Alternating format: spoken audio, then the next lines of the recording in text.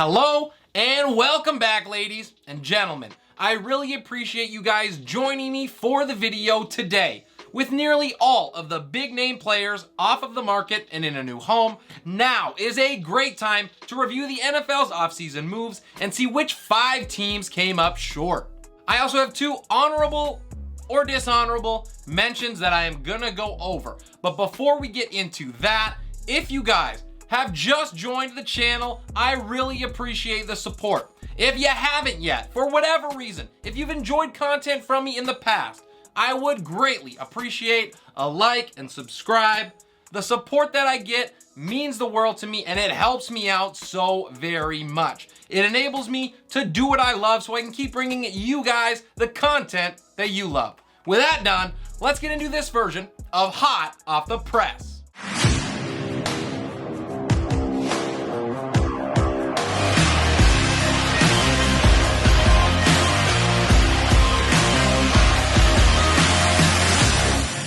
We start in Arizona with the Cardinals, who lost a couple of key pieces, both on offense and on defense in the offseason. And they really only replaced one of those 4 missing links through a draft night trade. Now, after this DeAndre Hopkins suspension, the Cardinals were clearly desperate for wide receiver help. They gave up a 1st rounder and a 3rd rounder to acquire Hollywood Brown from Baltimore. The price was pretty steep considering that A.J. Brown basically went for the same thing, but I think with the leverage all on the side of the Ravens, Arizona felt like they didn't really have much of a choice. Brown is going to help fill the void left by Christian Kirk, who got heavily overpaid to catch passes from Trevor Lawrence. The other offensive piece to depart was Chase Edmonds, who played really well when he was healthy. It is now the James Conner show in Arizona. While I love the player, his injury history is concerning, and I'm questioning the $13.5 million in guarantees that he received with that in mind. Jordan Hicks left the desert for the snow, heading to Minnesota. The linebacker was a captain in the middle of the defense. He racked up nearly 500 tackles over the last 3 seasons. His absence is going to be felt.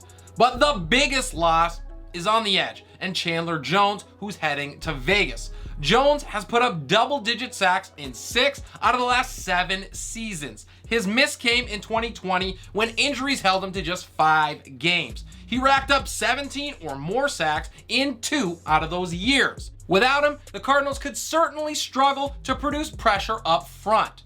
Arizona obviously thinks so, as they used 2 3rd-round picks on edge players, which I do like. I am not a huge fan, however, of their decision to draft Trey McBride as their 1st pick, and that was in the 2nd round.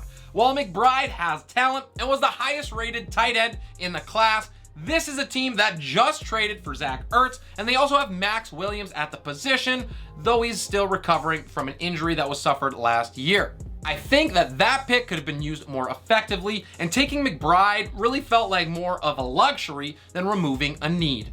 The Cardinals still have a solid roster, but they did not do a whole lot to help themselves take a step forward in 2022.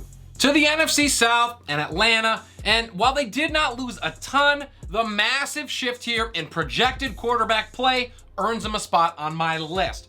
Not only did the Falcons go from franchise legend and former league MVP in Matt Ryan, but they did it by just getting a 3rd-round pick from Indianapolis. The only thing that I can think to make this make sense was that the relationship here was broken after the Falcons pursued Deshaun Watson, and it is not a good look. To see Carson Wentz going for at least twice as much as Matt Ryan in a trade is unacceptable. The other 2 big losses of note are wide receiver Russell Gage and linebacker Foyesade Oluokun. All right, seriously, you try and say his name. Atlanta's 2021 number 1 receiver is gone, leaving a pretty empty cupboard for the new starter and journeyman quarterback Marcus Mariota. To be fair, the Falcons did draft a potential number 1 in Drake London, and he's going to pair with Kyle Pitts to give Mariota options. As a potential long-term option, Atlanta took Desmond Ridder out of Cincinnati in the 3rd round. With Malik Willis still available here, that is the route that I would have taken, especially when you consider the ceiling that Willis has that I do not see in Ridder. Atlanta is still rebuilding, so why not shoot for the stars and go back to the well in 2022 if it misses? The questionable decision-making nearly earns Atlanta a spot in the bottom 5 of the league. Hopefully for them, there is nowhere to go but up. Into the bottom 5, and we start at 5 with the Dallas Cowboys, who could not pay everybody and had to make some difficult decisions during the offseason. The result here was a net negative. Dallas started by trading away Amari Cooper, a player that they had traded a first-round pick for in 2018, to the Browns. They got just a 6th-round pick in return, dumping Cooper's salary to free up some cash. Along the offensive line, Connor Williams hit the beach, signing with Miami. Cedric Wilson Jr. joined him there. Both players got solid contracts from the Finns. With Cooper and Wilson out of town, it leaves Dallas without 2 out of their 3 top receivers from 2021. James Washington was brought in to compete for that number 3 wideout job, but he has less than 700 yards over the last 2 years combined. Forced to decide on who to keep on the edge, the Cowboys went with DeMarcus Lawrence. While I do agree with that call, Randy Gregory will still leave quite a hole on one side of the defensive line. I do not mind Dallas's draft with Tyler Smith, Sam Williams, and Jalen Tolbert as their first 3 picks. It just was not enough to push them out of the bottom of the league for improvement. The Cowboys will certainly be challenged by the Eagles in 2022, and their offseason has a lot to do with it. The Kansas City Chiefs are here at number 4, and with Tyreek Hill moving to Miami, it is a big-time hurt, but at least the Chiefs got a king's ransom for losing their top 3 receiver. While giving him up certainly was not ideal, they really could not have asked for more. The reason that the Chiefs make this list, though, is the laundry list of other players who moved on for Big Red. Both Tyrann Mathieu and Daniel Sorensen went to New Orleans, removing the entire back end of Kansas City's defense. Melvin Ingram joined Hill in Miami, and center Austin Blythe went to Seattle. Anthony Hitchens, who has started nearly 60 games for the Chiefs over the last 4 years, is also gone. Travaris Ward is making over $13 million a year in San Francisco. These aren't all massive hits because of what Kansas City did in the draft, but they add up. The Chiefs did really well to fill some of these positions where help was sorely needed. I love the Sky Moore pick, and Trent McDuffie should slide in and start after KC lost Ward. George Karlaftis has an opportunity to start outside of Frank Clark as well. But the losses far outweigh the gains from Kansas City. Marquez Valdes-Scantling and Juju Smith-Schuster can't come close to replicating the gaping hole left by Tyreek Hill, and to ask rookies to slide in to starting roles immediately at multiple key positions sounds like asking for trouble.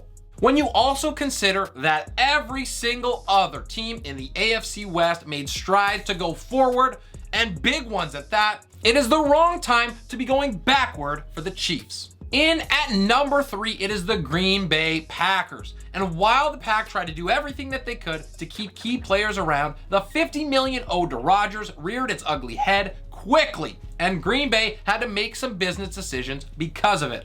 Billy Turner and Lucas Patrick are both gone, taking a combined 8 years of experience with them. Green Bay's offensive line is now going to look a lot different and could certainly struggle because of it. The Packers also had to decide on an edge rusher to keep, and Zadarius Smith lost that battle. Before basically sitting out 2021 with an injury, Smith had 26 sacks in 2019 and 2020 combined. Wide receiver Marquez Valdes-Scantling went to Kansas City, but his loss was nothing compared to Devontae Adams getting traded to the Raiders.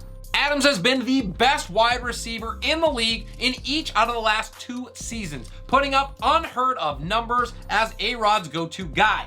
The Packers offense takes a monster step back without him in the huddle.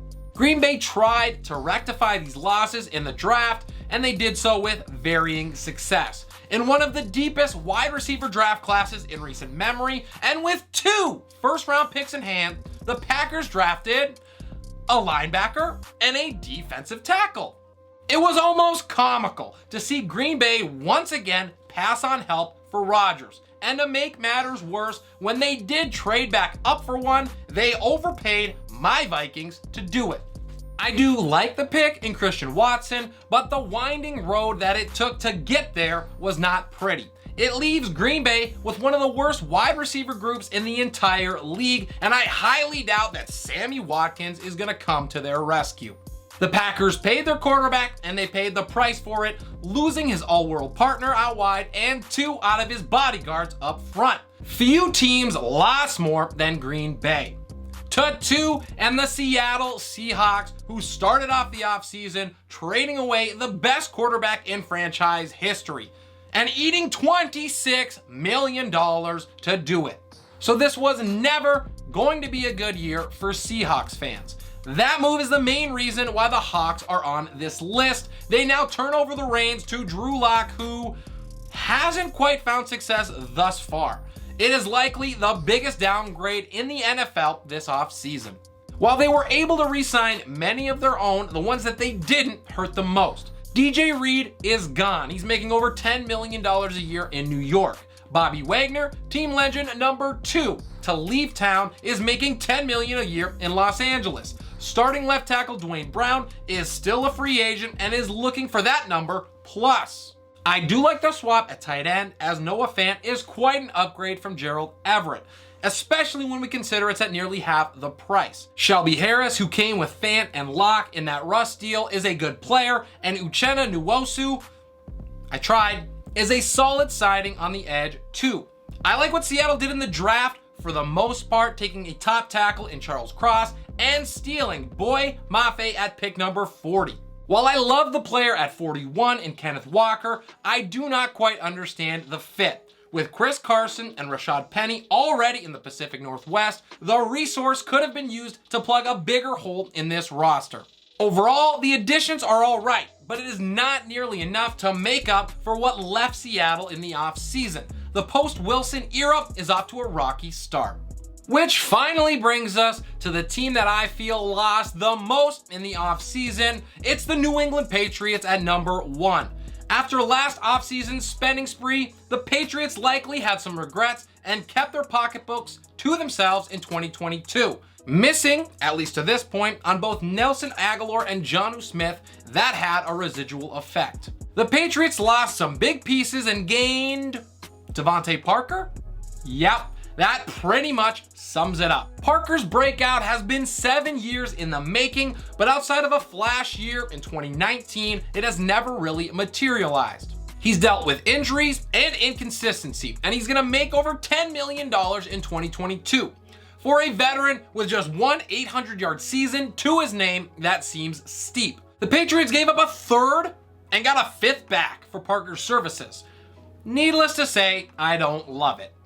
New England lost 2 key starters along the offensive line in Shaquille Mason and Ted Karras, both who were snatched up early in free agency. They will also be without Kyle Van Noy and Dante Hightower at linebacker. The latter here is still unsigned, so a return is possible. After years in the Belichick system, it's going to be newcomers learning the ropes. The Patriots then took 3rd round graded offensive lineman Cole Strange in the 1st round. Rams head coach Sean McVay saw it live, and he joked about scouting him and hoping that he'd follow them at pick 100 when Los Angeles was on the clock. Ouch. They then went and passed on Sky Moore to grab Tyquan Thornton instead. I just don't get it. If that wasn't bad enough, the secondary also took a massive hit when J.C. Jackson left to become a Charger. A true number 1 corner, Jackson is a big play machine. His 25 picks over the last 4 years leads the NFL. His absence is going to hurt a Patriots defense who needs all the help that they can get after folding towards the end of last season. In a division where Miami, New York, and Buffalo all made improvements, there is reason for concern for the first time in a long time for the Patriots. Nobody had a worse offseason than the hoodie. And with that, I will say goodbye for now. I really hope you guys enjoy the content, and I hope you learned something. If you are new to the channel, if you haven't done it yet, if you've enjoyed content either now or in the past, please consider giving me a like and subscribe. I cannot thank you guys enough for all of the support. It means the world to me, and it helps me out so very much. This is Relentless Press. I'm your host, Abraham Opatz, and we'll see you next time.